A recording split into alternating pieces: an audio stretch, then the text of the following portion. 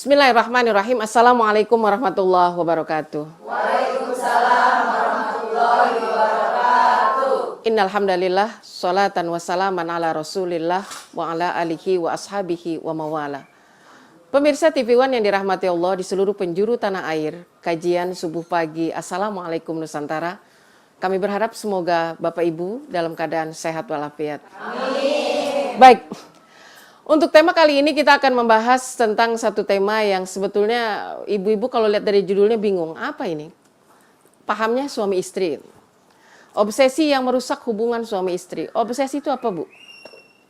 Dulu tuh ya, kita sering mendengar bahasa obsesi, tapi sekarang tuh tenggelam. Obsesi itu keinginan, sama ya, hasrat. Nah, tapi kalau itu dikatakan obsesi, dia nggak melintas sekali-kali, tapi sering. Kita terobsesi pengen punya rumah bagus. Selama belum terwujud, sampai mimpi ke bawah itu. Dibangunin suaminya yang pertama disebut, kapan kita punya rumah bagus, Pak? Itu obsesi, udah melekat dalam jiwa, bahkan di alam bawah sadarnya itu. Makanya orang-orang yang memiliki keinginan kuat itu, sering tanpa sadar itu terucap. Nah, ada obsesi yang bagus itu yang disebut dalam bahasa agama, himmatul aliyah. Setiap ibu wajib memiliki himmah yang tinggi untuk menjadi seorang ibu. Itu bagus. Obsesinya apa? Mencetak keluarga yang sakinah, kader-kader yang soleh-soleha. Itu obsesi yang bagus. Nah, ini yang kita mau bahas adalah obsesi yang merusak. Ada banyak ternyata. Karena kalau kita dipengaruhi oleh obsesi, sering kita itu tidak menerima realitas yang ada. Dia masih terobsesi istrinya cantik kayak dulu pertama sekali bertemu. Alamak, kayak apa kalau mimpi selalu mendambakan istri itu yang masih utuh. Dia bayangkan istrinya masih langsing seperti waktu pertama dia nikahi. Padahal sekarang udah langsung. Itulah obsesi. Ya, kenapa? Karena dia terobsesi kepada kecantikan yang tidak pernah pudar. Dan begitu pun yang perempuan selalu terobsesi kepada kegagahan dan ketampanan yang selalu ada. Dia nggak sadar padahal ini tuh dunia. Dunia ini panah. Dunia ini akan lenyap. Dunia itu nggak ada yang abadi. Hari ini, pagi ini kita berkumpul. Sesaat kemudian kita udah berpisah lagi. Melakukan hal yang lain lagi.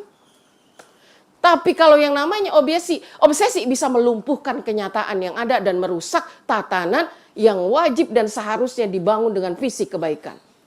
Yang pertama, obsesi syahwat yang tak pernah terkendali. Padahal sudah menikah. Nah, itulah muncul istilah yang sekarang ini. Bahkan dari dulu, rumput tetangga lebih hijau dari rumput sendiri. Padahal jarang dia menginjak rumput tetangga.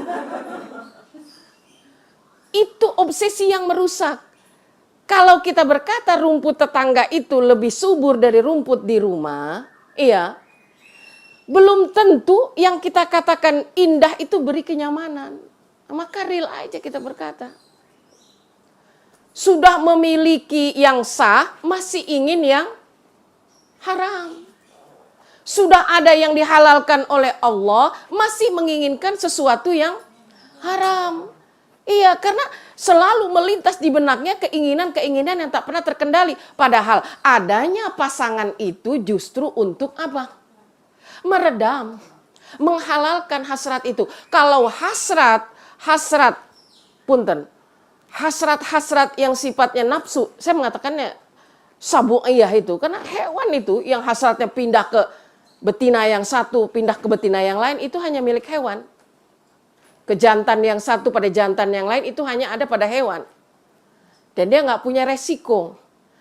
Karena hewan tidak punya pertanggungjawaban hidup setelah mati. Tapi banyak manusia ada yang halal di rumah, dia terobsesi kepada kecantikan yang tak pernah pudar. Makanya ketika dia lihat yang masih mulus-mulus di luar, dia terobsesi. "Ma, kenapa kamu nggak semulus yang di luar?" Ya karena yang di luar itu ya tidak berbenah seperti kita di rumah. Ya, yang setiap hari sibuk dengan cucian. Ya, sibuk dengan kain pel. Nah, jadi jangan berharap tangan-tangan istrimu itu selembut dan selentik perempuan yang di luar sana. Ini merusak, kenapa? Ini pernah terjadi dalam sebuah kisah. Allah berikan itu, obsesi tak pernah berhenti. Yang nyatanya anak pemuda tampan awalnya itu niatnya tulus. Diangkat menjadi anak angkat. Nah ini ada dalam kisah Nabi Yusuf. Di surah 12 ya. Ya kisah Nabi Yusuf itu. Coba buka surahnya itu dan baca ayat 24. Silakan. Dan sungguh perempuan itu telah berkehendak kepadanya Yusuf, dan Yusuf pun berkehendak kepadanya. Sekiranya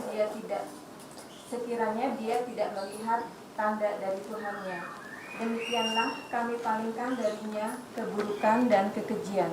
Sungguh dia Yusuf termasuk hamba kami yang terpilih. Ya.